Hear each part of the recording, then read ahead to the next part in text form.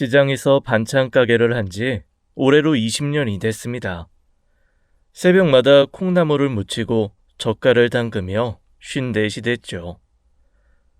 그날은 남편의 외래 진료가 있는 날이었어요.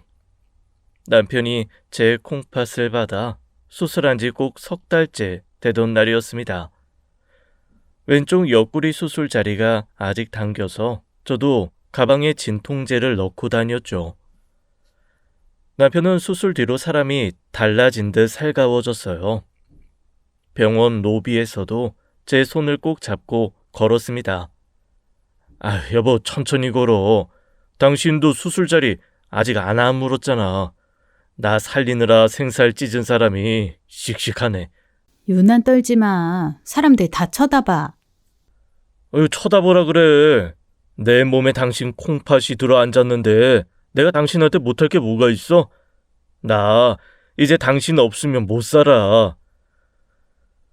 듣기 좋으라고 하는 말인 줄 알면서도 귀가 간지러웠죠. 대기실 의자에 앉자 남편이 화장실을 다녀온다며 일어났어요. 휴대폰은 의자 위에 두고 갔습니다. 그때 화면에 불이 켜지며 카톡 하나가 떴죠. 회복 축하드려요. 이번 주엔 얼굴 봬요. 발신인은 금융상사였습니다. 남편 매장과 거래하는 광택업체 여사장이었죠.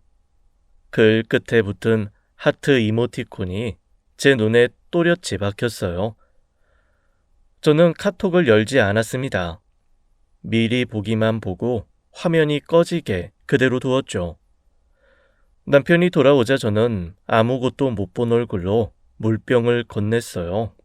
물 마셔. 검사하려면 더 마셔두랬어. 아이고, 우리 마누라가 내 주치이네, 주치. 남편은 자리에 앉자마자 휴대폰부터 집어들었습니다. 화면을 힐끗 보더니 말없이 주머니에 넣었죠. 곧 진료실에서 우리 두 사람 이름이 불렸어요. 경과가 아주 좋습니다. 이식 신장이 자리를 잘 잡았어요. 수치도 전부 정상 범위고요. 선생님, 그게 다 이 사람 덕입니다. 제 몸에 안에 콩팥이 들어와 사는 것 같다니까요. 숨 쉴 때마다 고맙죠. 부인께서 큰 결심하셨습니다. 두 분처럼 경과 좋은 부부는 드물어요. 몸 관리나 잘하라고 좀 일러주세요. 약속할게, 여보. 나 이제 당신 위에서만 산다. 하늘에 대고 맹세해. 저는 남편을 따라 웃어주었습니다. 웃으면서도 아까 그 문자가 자꾸 눈앞에 어른거렸죠. 회복 축하드려요 하던 그 말투가 이상하게 살가웠어요. 거래처 사장이 하트까지 붙일 사이가 언제 된 걸까 싶었습니다. 진료실을 나서는 남편의 발걸음은 날아갈 듯 가벼웠죠. 저는 그 등 뒤에서 웃음기를 천천히 지웠습니다. 제 옆구리에 남은 수술 자국이 그날따라 유난히 욱신거렸어요. 이 콩팥을 떼어주던 3년 전 일이 머릿속을 스쳤죠. 이야기는 3년 전으로 거슬러 올라갑니다. 중고차 매장을 하던 남편이 건강검진에서 콩팥 수치 이상 판정을 받았어요. 당뇨를 10년 넘게 달고 산 탓에 신부전이 무섭게 빨랐죠. 일주일 만에 주 3번 투석을 받는 처지가 됐습니다. 투석 첫날, 팔에 바늘 자국을 단 남편이 제 앞에서 무너졌어요. 이렇게 살아서 뭐해. 기계 없으면 피도 못 거르는 몸뚱이가 무슨 가장이야. 차라리 이 팔뚝을 그냥 잘라버리고 싶어. 그런 소리 한 번만 더 해봐. 산 사람은 사라지게 돼 있어. 내가 옆에 있잖아. 당신한테 미안해서 그래. 매장도 저 모양인데 병원비까지 되게 생겼으니 내가 당신 등골을 빼먹고 사는 것 같아서. 등골 좀 빼먹으면 어때? 부부는 원래 서로 파먹고 사는 거야. 딴 생각 말고 치료나 받아. 매장 일은 직원 명진 씨 하나에게 맡겨둔 채였습니다. 남편은 병원과 집만 오가는 사람이 됐죠. 매장이 기울자 병원비는 제 반찬 가게 벌이로 메꿨어요. 새벽 장사를 마치면 남편을 병원까지 실어 날랐습니다. 반찬통을 실던 트럭 조수석이 남편 지정석이 됐죠. 팔에 낸 혈관 수술 자국은 아무 새 없이 바늘을 받았어요. 뇌사자 기증을 기다리면 몇 년이라는 말에 저는 공여 검사를 자청했죠. 조직형이 맞는다는 결과지를 봤던 그날, 저는 그 자리에서 수술 날짜부터 잡자고 했어요. 소식을 들은 친정 오빠가 가게로 달려와 언성을 높였습니다. 정우가, 너 제정신이냐? 멀쩡한 생사를 갈라서 장기를 떼준다는 게 말이 되냐? 아버지 가시고 나한테 남은 피부치는 너 하나야. 네 몸 축나는 꼴 나 못 본다. 오빠, 저 사람 저러다 죽어. 눈앞에서 사람이 말라가는데 콩팥 두 짝 다 끼고 앉아 구경만 해. 부부가 그 정도도 못 해주면 그게 무슨 부부야. 저놈이 너한테 그만한 값을 하는 놈이냐고 묻는 거야 나는. 20년 넘게 산 정이 있는데 값을 왜 따져? 도장 찍을 거니까 말리지 마. 저는 그 길로 수술 동인서에 서명을 했습니다. 수술 전날 밤 남편이 병상에서 제 손을 잡고 울었어요. 여보, 이 은혜 내가 평생 갚을게. 남은 인생 당신 종노릇하면서 살아도 모자라. 하늘이 두 쪽 나도 당신 눈에서 눈물 빼는 일은 없을 거야. 8시간 수술 끝에 제 왼쪽 콩팥이 남편 몸으로 옮겨졌습니다. 회복실에서 눈을 뜨자마자 저는 남편 상태부터 물었죠. 회진 온 간호사가 이런 부분은 처음 본다며 우리 두 사람 손을 포개어 주었어요. 포개진 그 손을 내려다보며 저는 아픈 줄도 모르고 웃었습니다. 그 밤의 맹세가 어떤 값이 되어 돌아올지 그때는 짐작하지 못했죠. 병원을 다녀온 뒤로 저는 아무 내색도 하지 않기로 했습니다.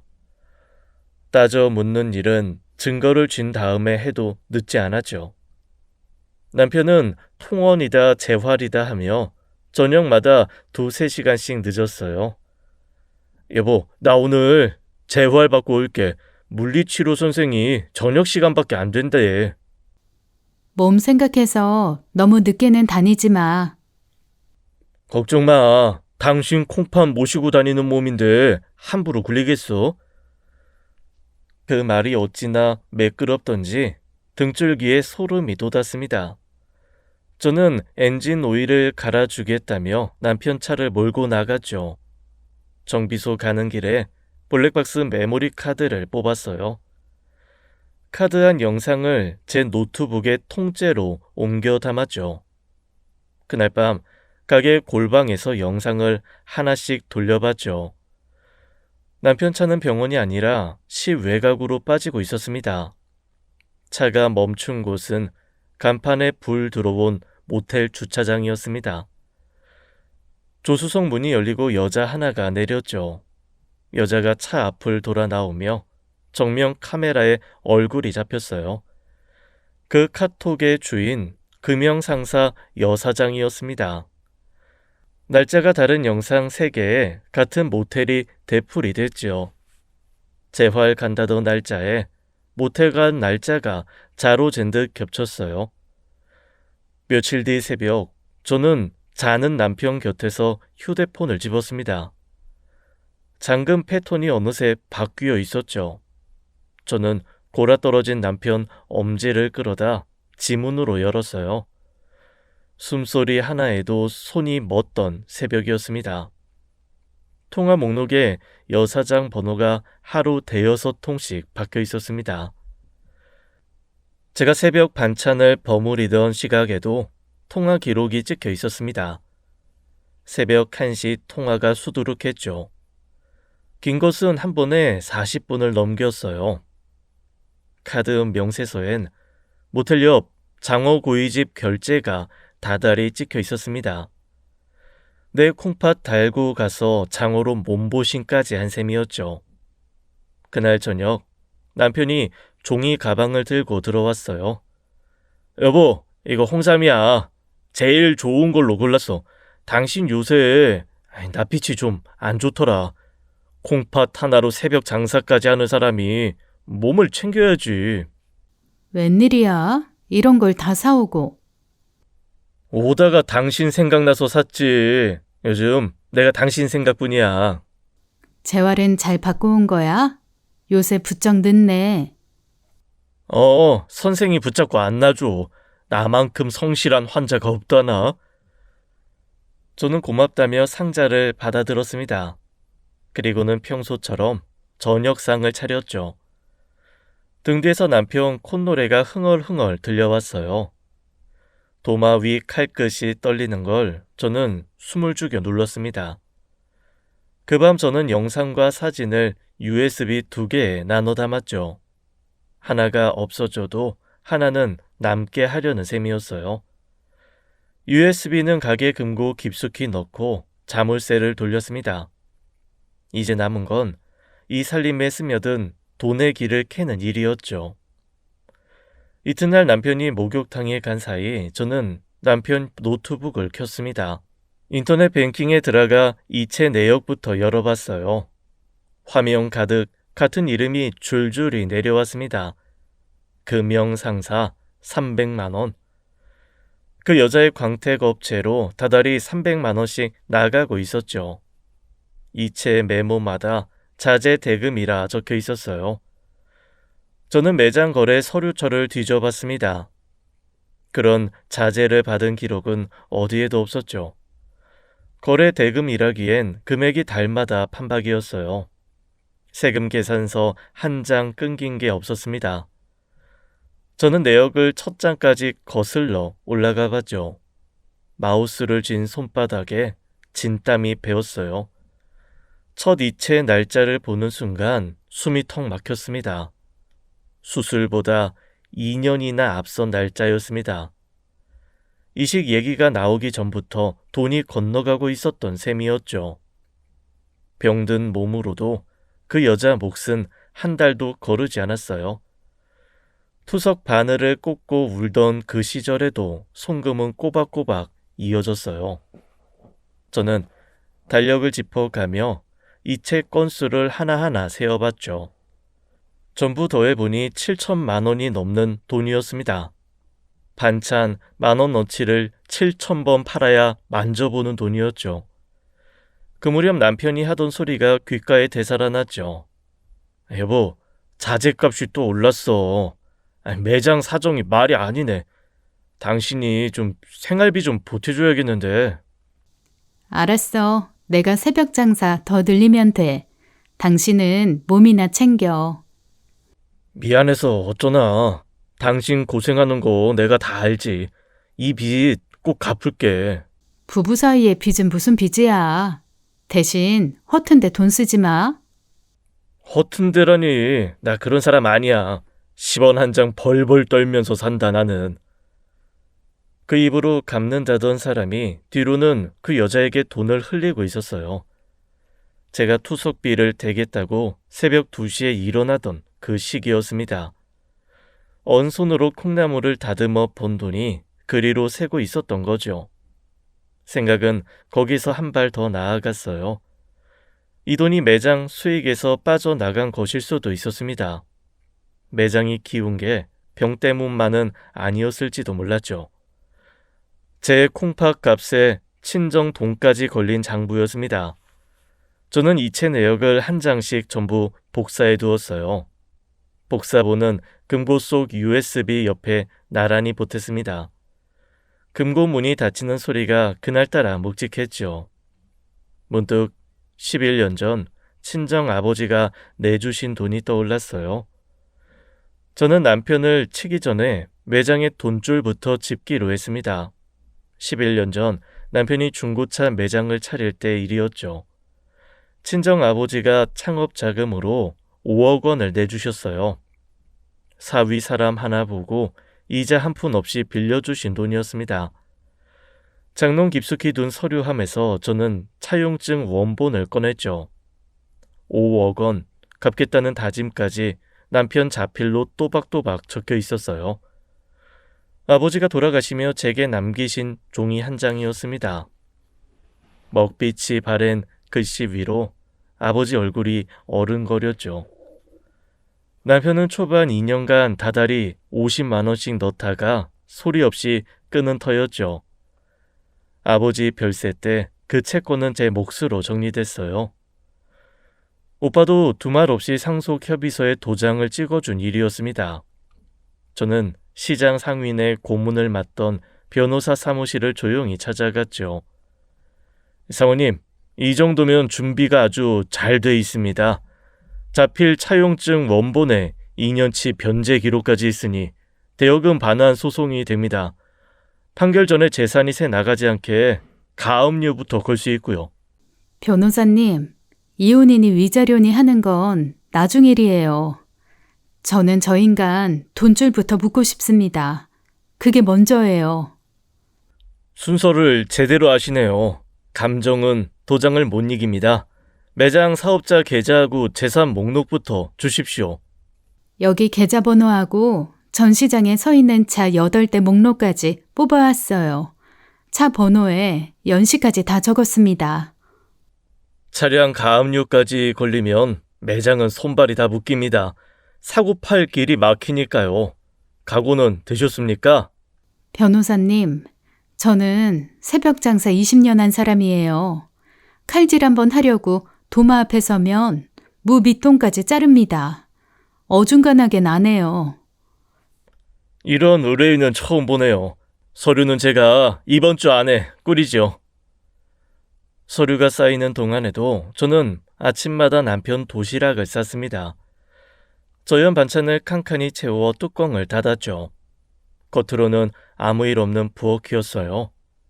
며칠 뒤 매장 직원 명진 씨가 반찬을 사러 가게에 들렀습니다.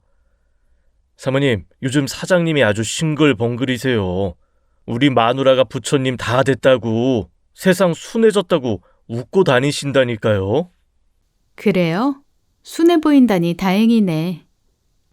두 분 보기 좋아요. 콩팥까지 나눈 부부가 어디 흔한가요? 저는 반찬 봉지를 건네며 마주 웃어주었습니다. 곧 웃을 일이 없어질 거라는 말은 속으로만 삼켰죠. 그 주말 변호사에게 서류 접수를 알리는 연락이 왔어요. 변호사가 대여금 반환 소송을 접수하고 가압류도 함께 신청했습니다. 며칠 지나지 않아 법원 결정이 떨어졌죠. 매장 사업자 계좌와 전시 차량 8대가 한꺼번에 묶였어요.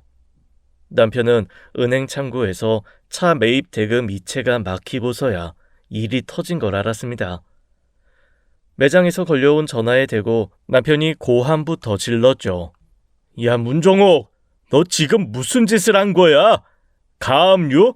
마누라가 남편 매장에 가압류를 왜 걸어? 상의 한마디 없이 이게 사람이 할 짓이냐? 사람이 할 짓 안 할 짓을 당신 입으로 따져? 우리 아버지 돈 5억 떼먹은 게 먼저야.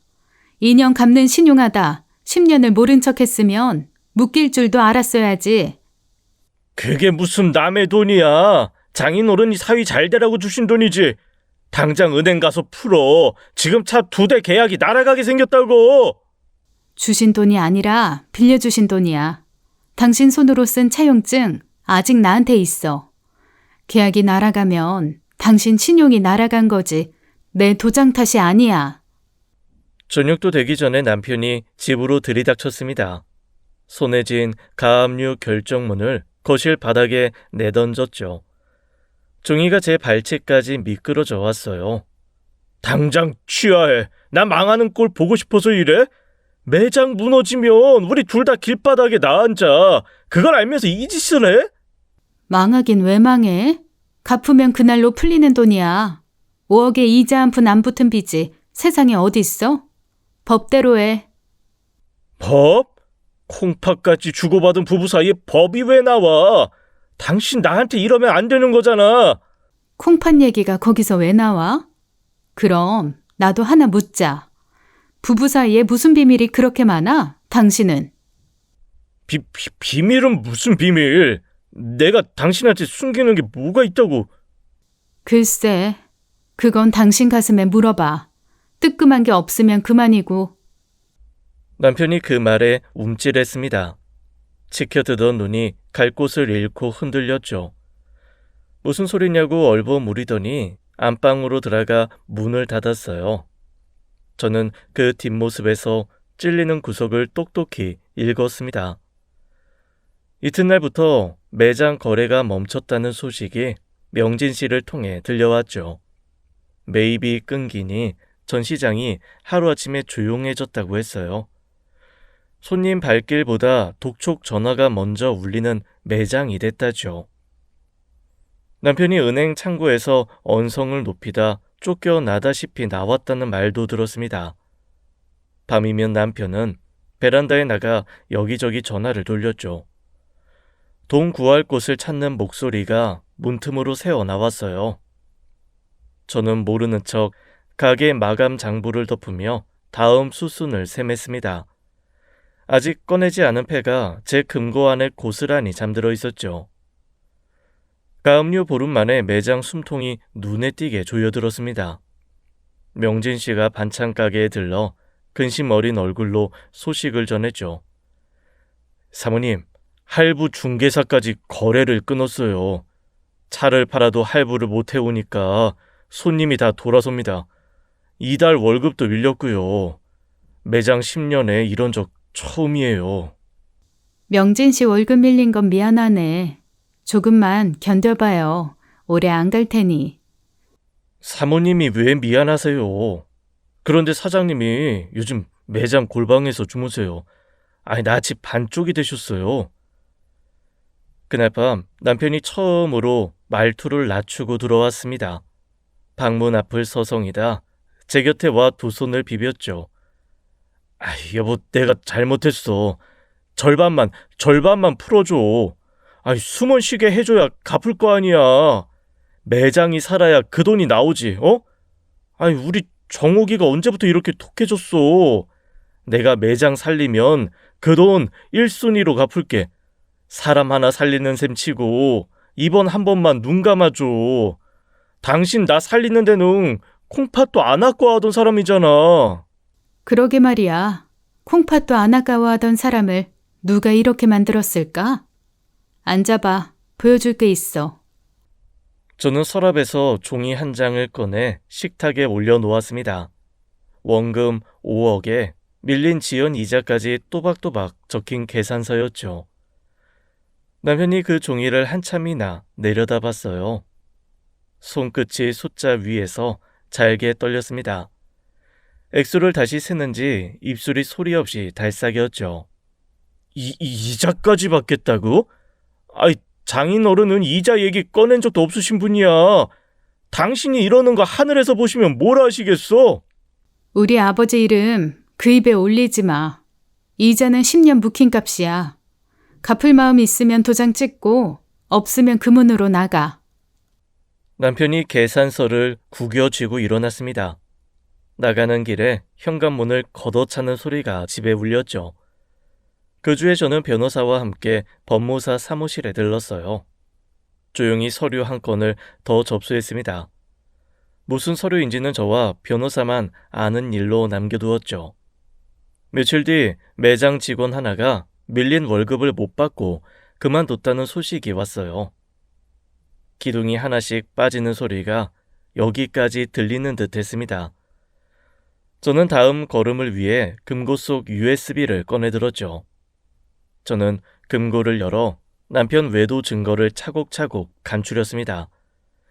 모텔 사진과 통화 기록, 이체 내역까지 날짜 순으로 맞췄죠.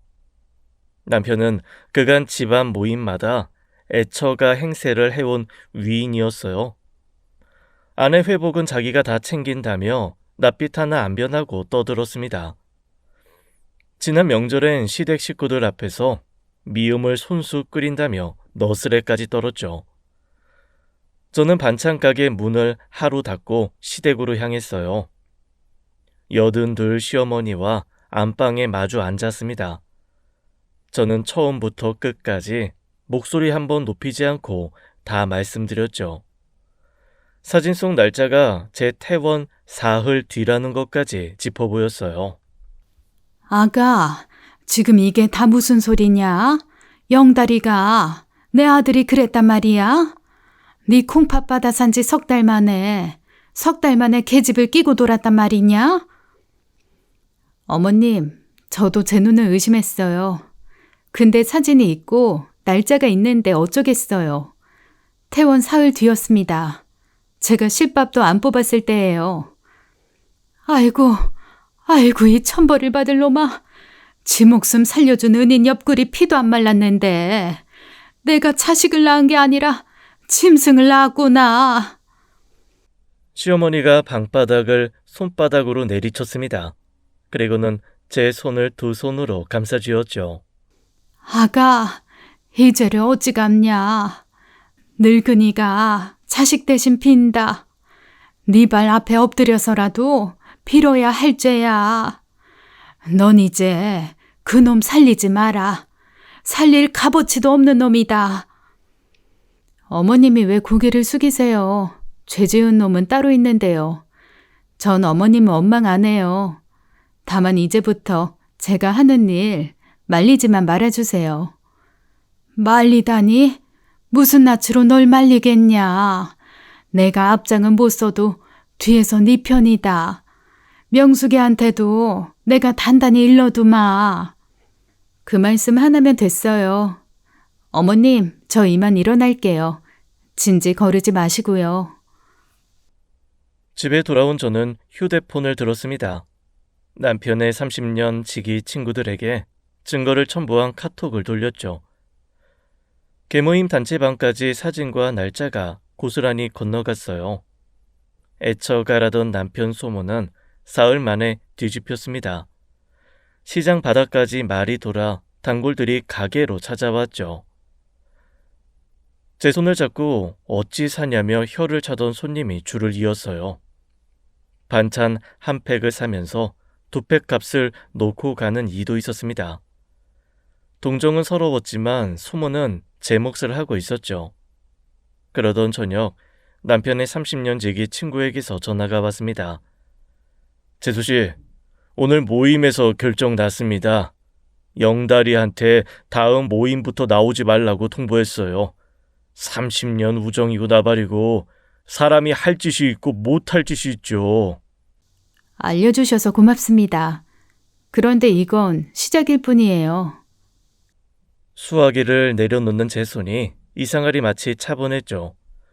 무너뜨릴 것이 아직 하나도 남아 있었습니다. 이튿날 시누이에게서 전화가 왔습니다. 어머니가 오빠를 불러다 앉혀놓고 호통을 치셨어요. 이 집 문턱 다시 넘을 생각 말라고. 지팡이로 등짝까지 후려치셨다니까요. 오빠 얼굴이 사색이 돼서 나갔어요. 아가씨, 알려주셔서 고마워요. 고맙긴요. 그 인간 성질 알죠? 궁지에 몰리면 무슨 짓을 할지 몰라요. 몸 조심해요. 이제 남편도 제가 전부 알고 있다는 걸 알게 된 셈이었죠. 저는 그날로 오빠에게 전화를 걸었어요. 오빠, 당분간 저녁마다 우리 집에 좀 와 있어줘. 현관 비밀번호 알려줄게. 그놈이 눈치를 챘구나. 알았다. 일 끝나는 대로 갈게. 정우가 절대 혼자 맞서지 마. 그때 내가 수술 말릴 때 이 꼴 볼까봐 그랬던 거다. 오빠 말 들을 걸 그랬지. 그래도 후회는 안 해. 덕분에 저 인간 밑바닥을 봤으니까. 저는 거실 선반 위에 녹음기를 켜두었습니다. 무슨 일이 벌어지든 전부 기록으로 남길 작정이었죠. 그날 밤 현관문이 부셔질 듯 열렸죠. 남편이 술 냄새를 풍기며 비틀비틀 들어섰어요. 문정욱, 네가 내 인생을 조졌어. 어머니한테 가서 뭐라고 짓거린 거야. 친구들한테는 30년 지기들이 나더러 모임에 나오지 말래. 내가 그 바닥에서 어떻게 쌓은 이름인데 네가 사흘 만에 다 뭉개버렸어. 네 인생을 조진 건 내가 아니라 당신 바람기야. 내 실밥도 안 뽑혔을 때 모텔 드나든 발로 지금 누구한테 삿대질이야? 그건 시끄러워. 마누라라는 게 남편 얼굴에 먹칠을 해? 밖에 나가 떠들어? 너 그러고도 무사할성 싶냐? 처갓집 돈으로 매장 차리고 마누라 콩팥으로 목숨 부지한 주제에 당신 얼굴에 먹칠한 붓은 당신 손에 들려 있어. 뭘 알고 말을 해? 남편이 식탁을 두 손으로 엎어버렸습니다. 반찬 그릇들이 바닥에 쏟아져 나뒹굴었죠. 유리 반찬통이 깨져 조각이 제 발끝까지 튀었어요.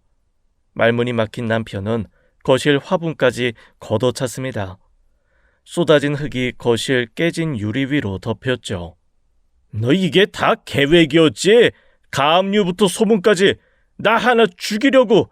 이 독한 년, 네가 사람이냐? 계획?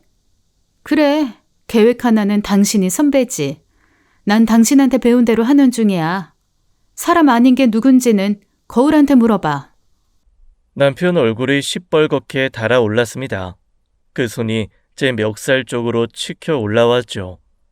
저는 한 발짝도 물러서지 않고 그 손을 똑바로 노려봤어요.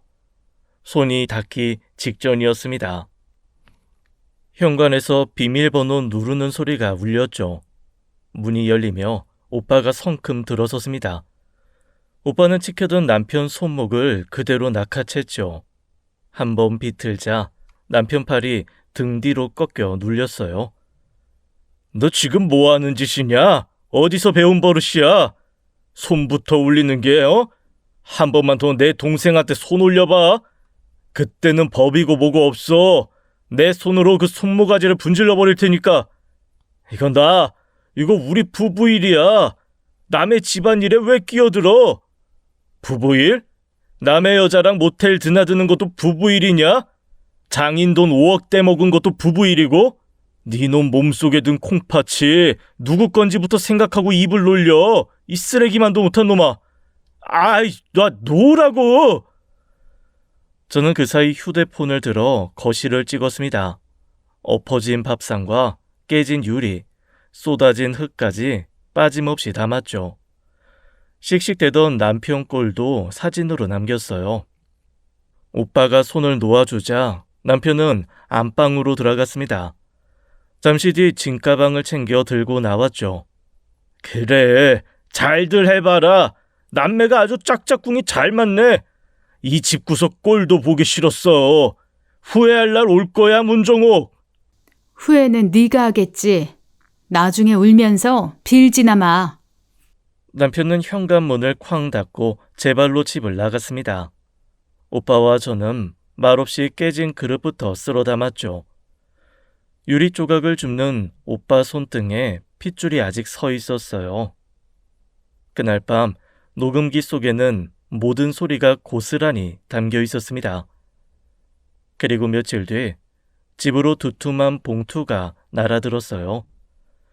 남편 쪽 변호사 이름이 박힌 소장이었습니다. 남편이 먼저 이혼을 청구하고 나선 것이었죠. 봉투를 뜯는 손끝에 서류 냄새가 매캐하게 묻었습니다.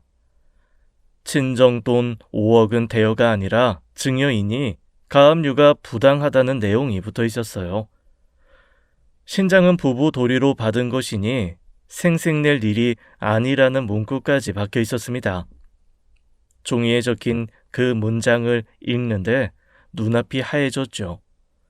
사람 탈을 쓰고 어디까지 뻔뻔할 수 있는지 그날 배웠어요. 거기서 끝이 아니었습니다. 제가 매장 격리를 보며 10년간 돈을 빼돌렸다는 횡령 주장까지 얹혀 있었죠. 위자료로 5천만 원을 물어내라는 청구액도 붙어 있었어요. 형사 고소하겠다는 내용 증명이 잇따라 반찬 가게로 날아들었습니다. 장을 보러 온 손님들 앞에서 등기를 받는 일이 잦아졌죠. 저를 겁주려는 종이 폭탄인 셈이었어요. 저는 서류를 넘겨보다가 그만 웃음이 터졌어요. 기가 막히면 눈물보다 웃음이 먼저 나온다는 걸 그때 알았죠. 저는 그 길로 소장을 들고 변호사 사무실로 향했죠. 재판 기일이 밝았습니다. 법정에 들어서니 제 손에는 서류 가방이 들려 있었죠. 제 변호사가 남편의 자필 차용증 원본을 재판부에 제출했어요. 2년간 다달이 50만 원씩 들어온 이체 기록도 나란히 붙었습니다. 존경하는 재판장님, 원고 측에 묻겠습니다. 5억은 증여받은 돈이라고 하셨나요? 그러면 증여세는요? 그건 나중에 따지고 증여라면 참 이해가 안 가는 부분이 있는데 증여받은 돈을 어째서 2년 동안이나 다달이 갚았습니까? 세상에 받은 선물을 월부로 갚는 사람이 있습니까? 남편 쪽 변호사가 서류만 뒤적이며 말문이 막혔죠. 판사가 저를 향해 진술 기회를 주었어요. 재판장님, 돌아가신 제 아버지는 사위 사람 하나 보고 이자도 없이 5억을 빌려주셨습니다. 사람을 보고 빌려준 돈이니 그 신의가 깨졌으면 돌려받는 게 자식된 도리라고 생각합니다. 피고는 앞으로 나오세요. 이 차용증의 필체 본인 글씨가 맞습니까? 정확히 답변하세요. 예, 제 글씨가 맞습니다. 본인 글씨가 맞다면 원금 5억을 빌린 사실도 인정하십니까? 법정안이 잠시 술렁였습니다. 고개를 떨고 온 남편은 제자리로 돌아가 앉지도 못하고 서 있었어요. 횡령 주장 차례가 되자 저는 준비한 상자를 내놓았습니다. 11년치 장부와 세무신고 기록 전부였죠. 새벽마다 콩나물값 100원까지 적어온 제 손때 묻은 장부였어요. 장부를 대조하던 재판부의 눈길이 한 곳에 멎었죠. 매장 돈이 남편 개인 통장을 거쳐 금융상사로 흘러간 정황이 드러난 것이었어요. 훔친 사람을 찾겠다고 편 장부에서 자기 도둑질이 나온 셈이었습니다. 재판장님, 보시는 바와 같습니다. 돈을 빼돌린 쪽이 누구인지는 장부가 말하고 있습니다. 피고 측 횡령 주장은 적반하장입니다.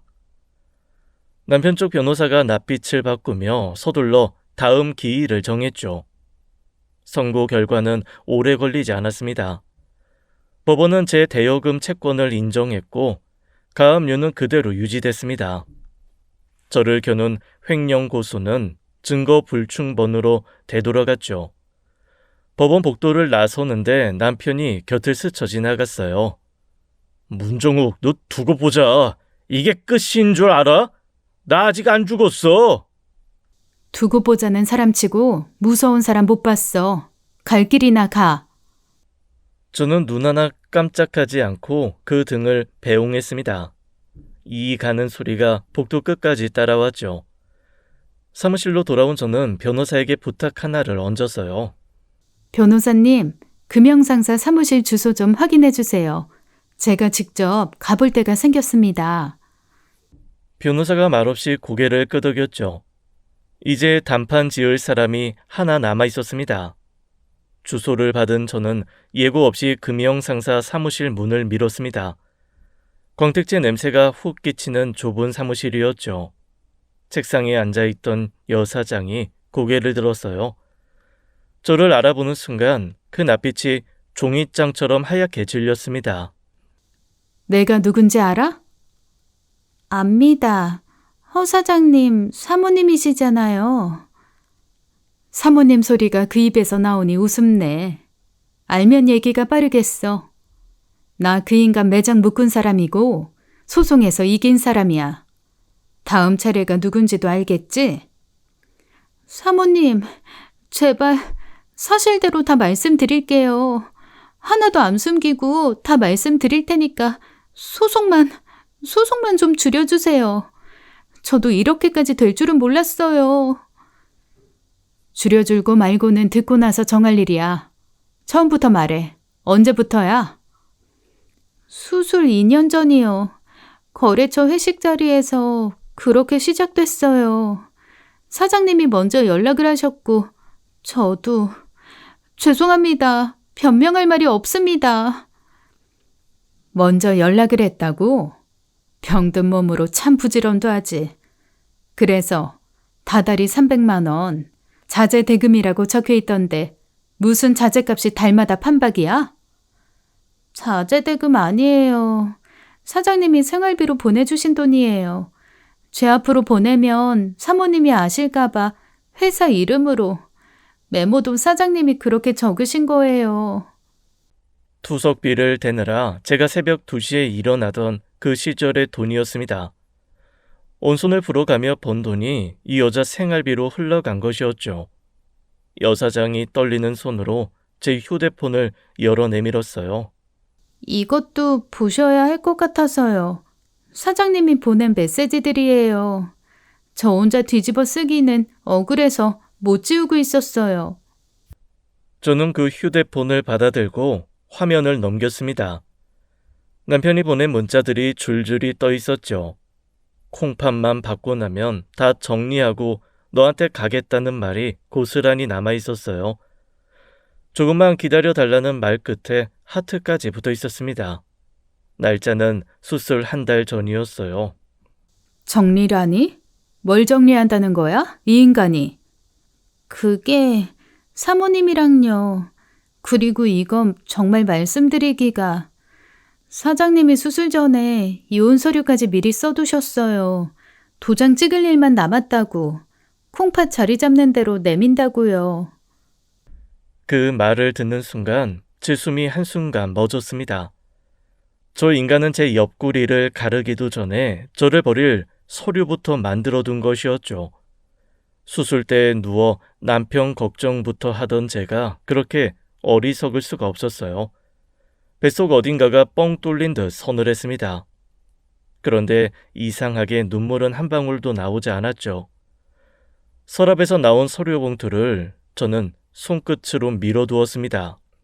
잘 들어. 그 서류하고 문자 법정에서 그대로 진술해. 그럼 소송은 생각해 볼게. 대신 하나만 명심해. 오늘부터 내 눈에 띄지 마. 이 바닥에서 그 얼굴 다시 보이면 그땐 소송으로 안 끝나. 네, 명심하겠습니다. 죄송합니다, 사모님. 정말 죄송합니다. 고개를 조아리는 여자를 뒤로하고 저는 사무실을 나왔습니다. 차에 올라 시동을 걸다가 백밀러와 눈이 마주쳤죠. 거울 속 여자의 눈이 시퍼렇게 살아있었어요. 저는 그 눈을 보며 소리내어 말했습니다. 끝장을 내자 문정옥. 어디서부터 끝장낼지는 이미 정해져 있었죠. 집에 돌아온 저는 식탁에 종이 한 장을 펴 놓았습니다. 남편에게 남은 것을 하나씩 적어 내려가죠. 기대를 언덕은 그 여자 하나, 돈 나올 구멍은 매장 건물 하나였어요. 적고 보니 셈이 참 단촐한 인생이었습니다. 58년을 살고 남긴 게 종이 반장도 못 채웠죠. 며칠 뒤 시장 중개소 사장이 가게로 저를 찾아왔죠. 사모님, 이거 알고 계셔야 할 것 같아서요. 허 사장이 매장 건물을 3억에 내놨어요. 급하다고 아무한테나 말 넣지 말고 조용히 빼달랍니다.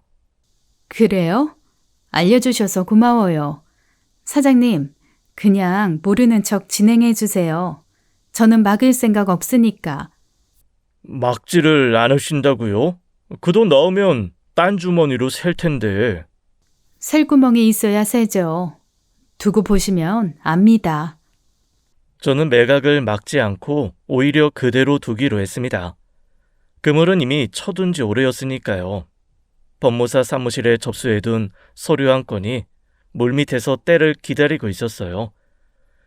그 사이 소송재산 조회로 남편 부채 내역이 법원을 통해 딸려 나왔어요. 대부업체 빚 3천만 원에 캐피탈 연체 기록까지 줄줄이 이어졌습니다.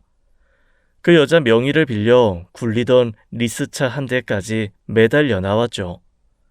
콩팥을 얻어 살아난 몸으로 3년간 불린 게 빚뿐이었어요. 빚 무게를 다 더하니 7천만 원이 넘었습니다. 사람 하나가 이렇게 헐거울 수 있나 싶었죠. 저는 그 서류를 한부 복사해 챙겨두었습니다. 그리고는 여사장에게 전화를 걸었죠. 나야, 마지막으로 보여줄 거 하나 있어. 다음 주에 사무실로 갈 테니까 자리 비우지 마. 네, 사모님. 기다리겠습니다. 그 무렵 명진 씨가 반찬을 사러 왔다가 말을 얹었어요. 사모님, 사장님이 짐을 빼서 그 여자 오피스텔에 들어가 사신답니다. 소문이 파다해요. 잘 됐네. 갈 곳이 하나뿐이면 끊어내기도 쉽지.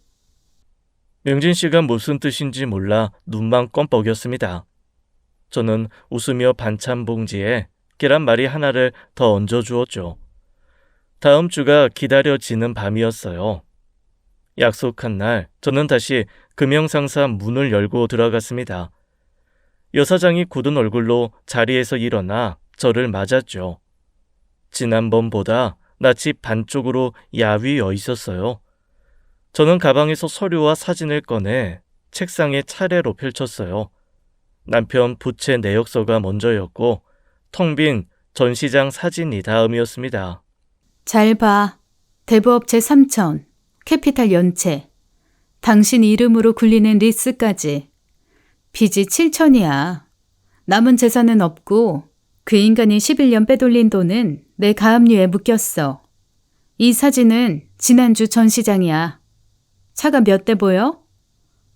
한 대도 없네요. 그래, 한 대도 없어. 그럼 하나 물어보자. 지금 오피스텔 월세는 누구 통장에서 나가? 그 인간 밥값이며 술값은 당신 주머니에서 나가는 중 아니야? 여사장이 대답 대신 입술만 잘근 깨물었습니다. 그것으로 답은 충분했죠. 깨문 자리에 씹어 삼킨 후회가 그대로 비쳤어요. 내 말 잘 들어. 그 남잔 처갓집 돈 5억으로 매장 차렸고 마누라 콩팥으로 목숨이었고 이제 당신 지갑으로 하루하루 사는 사람이야. 평생 제살 파서 산 적이 없는 인간이라고. 이제부턴 당신한테 거머리처럼 붙어서 피를 빨아먹을 거야. 마르고 닳도록. 내가 20년 살아보고 하는 소리야. 사모님, 전 정말 사장님이 매장 큰 사장님인 줄만 알았어요. 돈 잘 벌고 통 크신 분인 줄만. 통이 크긴 하지. 남의 돈 쓰는 통은 바다야. 결정은 당신 몫이야. 난 숫자만 보여주러 왔어. 여사장 얼굴에서 핏기가 거치는 게 보였습니다. 종이 위 숫자들이 여자 눈 속에서 하나씩 무너지는 듯했어요. 한동안 말없이 내역서만 내려다보던 여자가 휴대폰을 집었죠. 그 자리에서 남편 번호를 누르는 것이었어요. 나예요. 우리 여기까지 해요. 끝내자고요. 무슨 소리냐뇨. 말 그대로예요. 오늘부로 오피스텔 비밀번호 바꿀 거예요. 짐은 문 앞에 내놓을 테니까 찾아가세요. 사모님이 왜 나와요? 내가 정신이 든 거지. 그동안 나도 당신한테 쓴 돈이 얼만 줄 알아요? 다신 전화하지 마세요. 수화기 너머로 남편 고함이 왈칵 새어나오다 뚝 끊겼습니다. 여사장이 휴대폰을 내려놓고 길게 숨을 내뱉었죠. 저는 자리에서 일어나 가방을 챙겼어요. 잘 생각했어. 그 한마디만 남기고 사무실을 나왔습니다. 등 뒤에서 여자 울음소리가 들렸지만 돌아보지 않았죠. 제 눈물도 아껴둔 마당에 남의 눈물까지 받아줄 자리는 없었습니다. 며칠 뒤 중개소 사장에게서 전화가 왔어요. 갈 곳 잃은 남편이 매장 금매를 서두른다는 소식이었습니다. 호가 3억을 2억 6천까지 내려 매수인과 계약을 잡았다고 했죠. 저는 딱 한 가지만 물어두었어요. 사장님, 잔금일이 언제예요? 그날이 제 잔칫날이 될 참이었죠. 잔금일 아침이 밝았습니다. 저는 변호사와 함께 중개소 사무실에 먼저 도착해 앉아 있었죠. 탁자 위에 서류 가방을 올려놓고 문 쪽을 보고 있었어요. 중개소 사장이 내준 믹스커피가 김을 올리고 있었습니다. 문이 열리고 남편이 들어섰어요. 저를 보는 순간 남편은 그 자리에 못 박힌 듯 굳었죠. 당신이 여기 왜 있어? 잔금 치르는 날이라며. 구경 왔지. 내 돈 받으러. 중개소 사장이 헛기침을 하며 서류를 꺼냈습니다. 매수인 요구로 아침에 새로 뗀 등기부 등본이었죠. 종이가 남편 앞에 펼쳐졌어요. 건물 등기부에 제 이름 석자가 선명하게 박혀 있었습니다. 가압류, 채권자 문정옥. 그날 법무사 사무실에 접수했던 서류 한 건이 바로 이것이었죠. 변호사가 효자 노릇을 할 거라던 말 그대로였습니다. 매장 계좌와 차량에 이어 건물까지 저는 진작에 세 겹으로 묶어둔 것이었어요. 계좌와 차량만 묶인 줄 알았던 남편 눈이 뒤집혔죠. 이게 뭐야? 건물에까지 가압류를 언제 이걸? 사장님, 매수인 측에서 가압류 해제 안 되면 잔금 못 치른답니다. 등기가 이래서야 소유권 이전이 안 되죠. 풀어, 당장 풀어. 이거 안 풀면 계약 깨진다고. 야, 위약금까지 물게 생겼어. 풀어드릴 겁니다. 다만 순서가 있죠. 매매 대금에서 채권 변제가 먼저입니다. 그게 법이에요. 남편 다리가 눈에 띄게 풀렸습니다. 의자를 짚고서야 겨우 서 있었죠. 정사는 그 자리에서 이루어졌어요. 변호사가 계산기를 두드려 숫자를 하나씩 짚어나갔습니다. 매매 대금 2억 6천에서 은행 근저당 1억 8천이 먼저 빠져나갔습니다. 남은 돈은 8천만 원이었죠.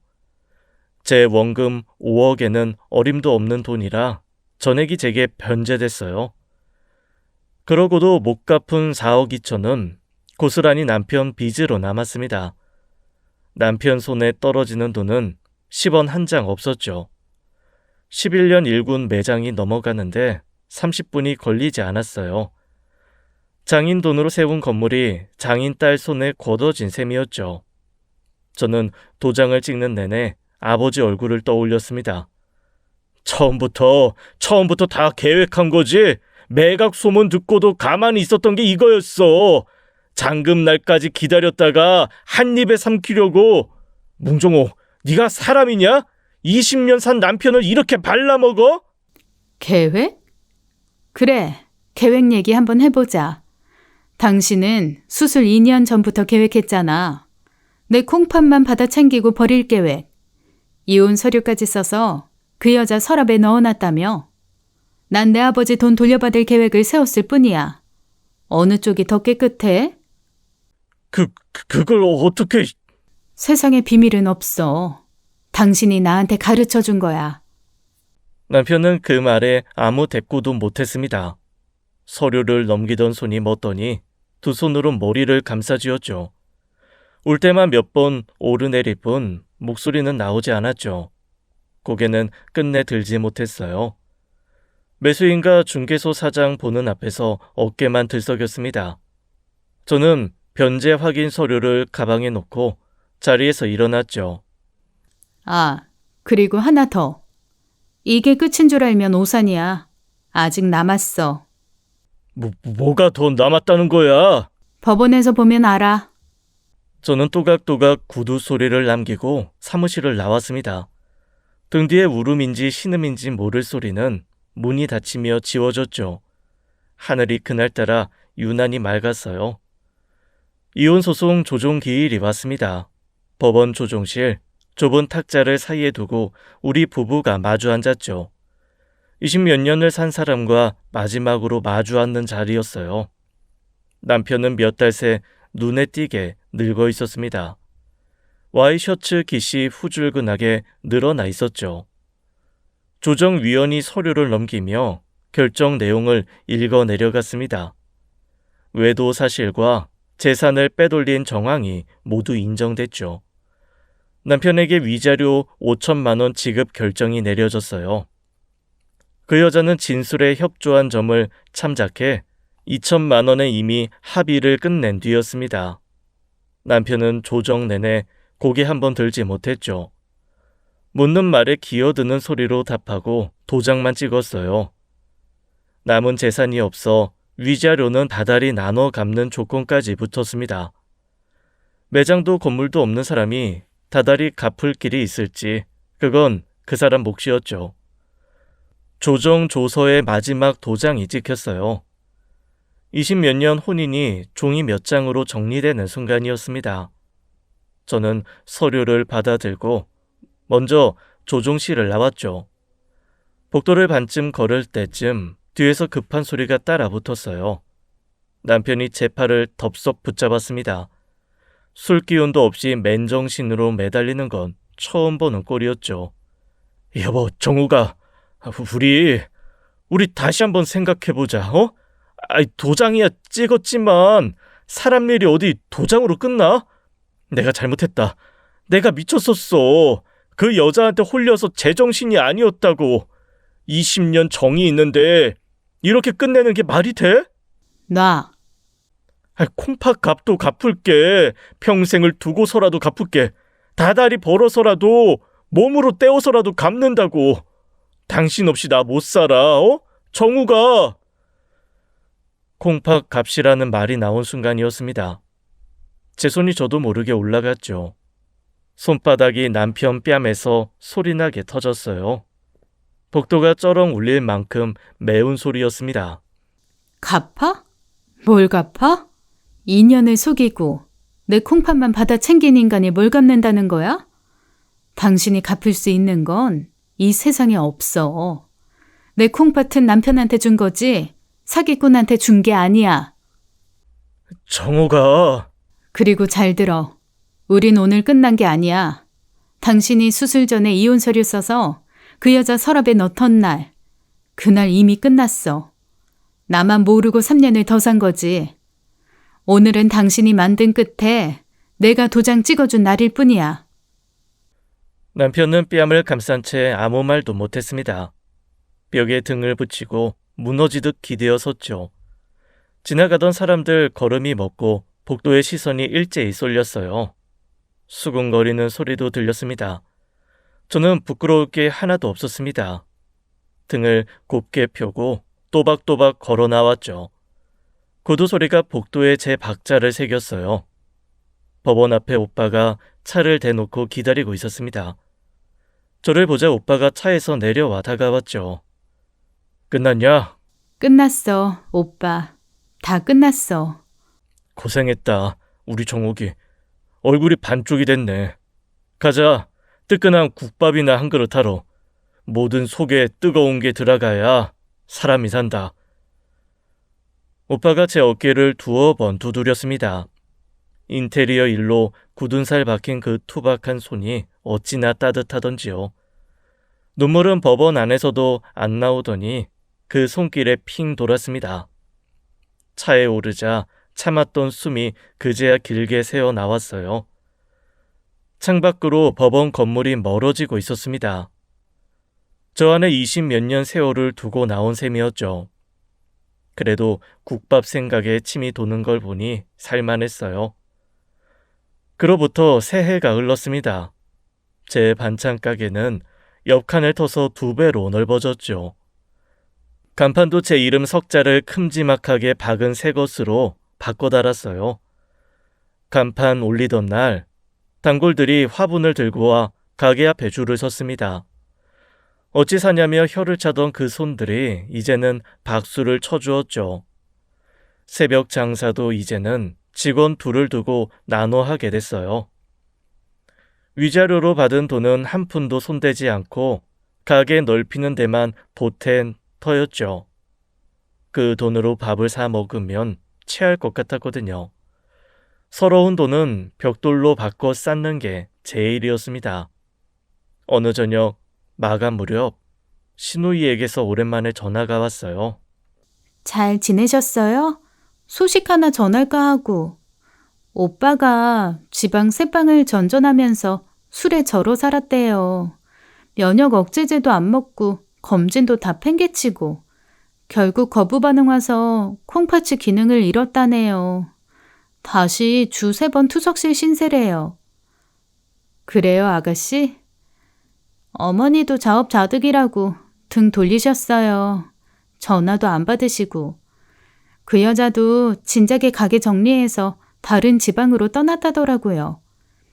이제 마음 쓰지 마세요. 이 말하려고 걸었어요. 아가씨도 애쓰셨어요. 어머님 잘 부탁드려요. 수화기를 내려놓고 저는 잠시 창밖을 내다봤습니다. 제 콩팥 하나가 그 몸속에서 3년을 버티다 멎은 셈이었죠. 아깝다면 아깝고 아니라면 아닌 일이었어요. 장기도 주인을 잘못 만나면 명이 짧아지는가 싶었습니다. 마침 반찬을 얻으러 들른 오빠가 봉지를 받아들며 물었습니다. 정우가, 야, 너는 콩팥이 아깝지도 않냐? 생살 갈라준 건데 나 같으면 밤에 잠이 안 오겠다. 아깝긴 그 콩팥 덕에 내 눈이 떠졌는데 그거 안 줬으면 난 지금도 속고 사는 줄도 모르고 살았을 거야. 수업료 셈치면 싸게 배웠지. 우리 정욱이 도 텄네, 도 텄어. 야, 국수집 반찬은 네 것만 못하다, 야. 오빠가 봉지를 흔들며 웃었습니다. 저도 따라 웃었죠. 오빠를 배웅하고 가게 문을 닫으며 고개를 들었어요. 새 간판에 불이 막 들어오고 있었습니다. 제 이름 석자가 오둑한 시장 골목을 환하게 밝혔죠. 저는 계산대에 앉아 내일 팔 반찬 목록을 적었어요. 연필을 쥔 손끝이 깃털처럼 가벼웠습니다. 빼앗긴 것을 세던 손으로 이제는 내일 팔 것을 세고 있었죠. 제 몫의 인생은 그렇게 이제부터가 시작이었어요. 지금까지 사연 읽어주는 남녀였습니다. 끝까지 함께 해주신 여러분 감사드리며 저희는 다음 사연으로 돌아올게요. 감사합니다.